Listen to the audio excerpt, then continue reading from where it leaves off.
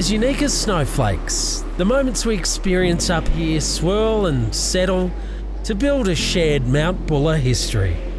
From First Peoples to the early pioneers to today, the mountain calls us to explore and connect in this rugged and ancient place. 2024 marks 100 years since a posse of trailblazers climbed Mount Buller and felt the exhilaration of sliding down our snow-covered slopes for the first time on skis. Although tons has changed since first tracks were made on that historic Sunday in July 1924, the connection we feel to the mountain runs just as deep. For thousands of years, before skiing was even the vaguest dream, the first peoples of this country, the Taungurung people of the rivers and mountains, also felt the call to Mount Buller.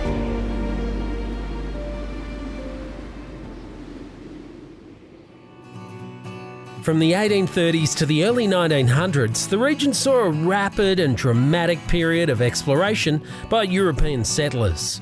It was in 1836, a Scotsman, Thomas Mitchell, named the peak as a tribute to a government official, Charles Buller. As the 20th century dawned, Mansfield was a bustling and well-established township supporting a growing farming and mining community. Mount Buller sat as a largely unexplored landmark on the horizon. As demand for summer cattle grazing grew, the Klingsborn brothers, followed by the Lovick family, forged a narrow trail up the side of the mountain and secured permits for their stock to graze up in the alpine. A sense of optimism was rolling through Victoria in the 20s, and there was investment in railways, roads, electricity. Tourism was on a roll, and the Mansfield Progress Association saw an opportunity.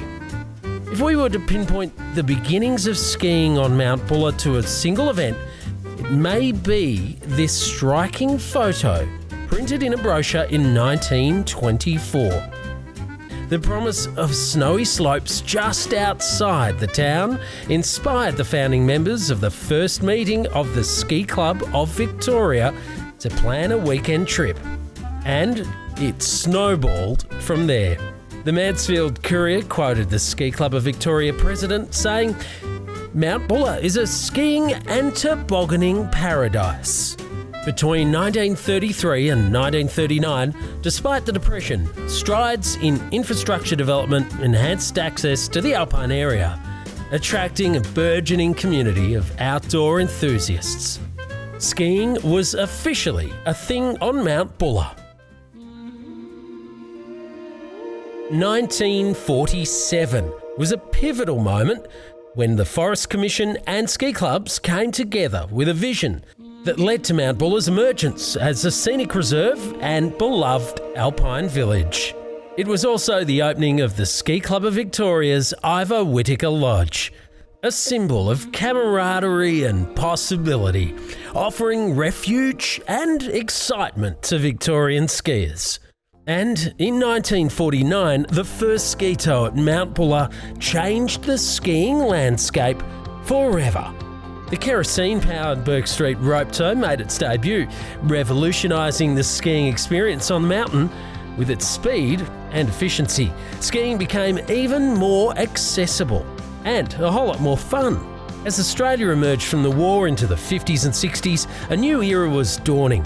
A wave of immigrants arrived from Europe seeking new opportunities, optimism and innovation. The Farras brothers built the Karura, and Hilton Wood Enterprises established more pioneering lift systems, opening up more ski terrain.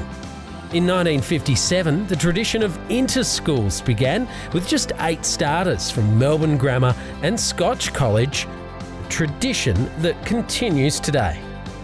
In 1959, a crop of new lifts, including the Skyline and Coffler's Toes and Burke Street T-Bar, popped up on the ski area. This expansion reached a high point in 1964 with the unveiling of the world's first Doppelmayr double chairlift by Blue Lifts, marking yet another key milestone in the mountain's ongoing legacy of innovation and progress. In the 70s, the pace of development was as fast as a racer charging down the summit. Orange and blue lifts were duking it out for dominance and fueled a rate of change that would never have existed without such fiery competition. Ultimately, the dueling lift companies would come together, and in 1984, skiers accessed all lifts for the first time on a single ticket. The resort was also venturing into the world of making snow, and skiing was enjoying a peak era for fashion, fun and glamour. The launch of Team Buller Riders in 1985 ushered in an era of possibility in Australian skiing, fueling dreams and aspirations as freestyle blasted onto the scene. A few years later, the inaugural ABOM Mogul Challenge catapulted Mount Buller onto the world stage. The culture of racing was embedded into our DNA with the Mount Buller Race Club's foundation in 1987. The 90s became an era of champions and Olympians as Mount Buller soared to new heights, with a parade of remarkable achievements and unforgettable moments. The Australian Ski Institute was founded with a mission to foster excellence. Names such as Nick Cleaver, Kirsty Marshall, Elisa Camplin, Lydia Lassler and Jackie Cooper was soon known across Australia and around the world as they collected World Cups and took Australian freestyle skiing to the Olympics. Mount Buller's reputation as a training ground for champions was undisputed and continues today with the incredible achievements of Buller's own mogul champion, Jakara Anthony.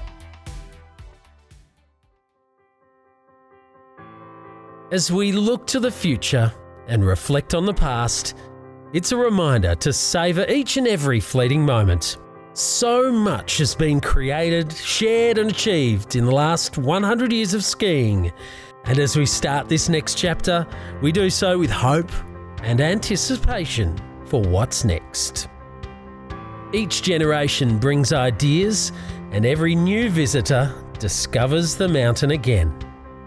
New traditions are born as we weave Mount Buller into our own life stories.